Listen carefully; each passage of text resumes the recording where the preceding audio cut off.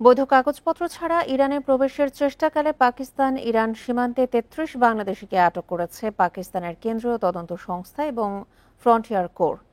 ২৪শে জুলাই তাফরানের কাছে যৌথ অভিযান চালিয়ে তাদের আটক করা হয়। পাকিস্তানের বেলুচিস্তান প্রদেশের চাগাই বিভাগের মাস্কিল এলাকা দিয়ে বাংলাদেশিরা ইরানে প্রবেশের চেষ্টা করেন। নির্জন ওই এলাকা দিয়ে পাকিস্তান থেকে অনেকেই ইরানে যান। আটককৃতরা জুন-জুলাইয়ে বৈধ উপায়ে পাকিস্তানে প্রবেশ করেন, কিন্তু কোনো বৈধ কাগজ ও ছাড়পত্র ছাড়া তারা ইরানে যাওয়ার চেষ্টা করেন।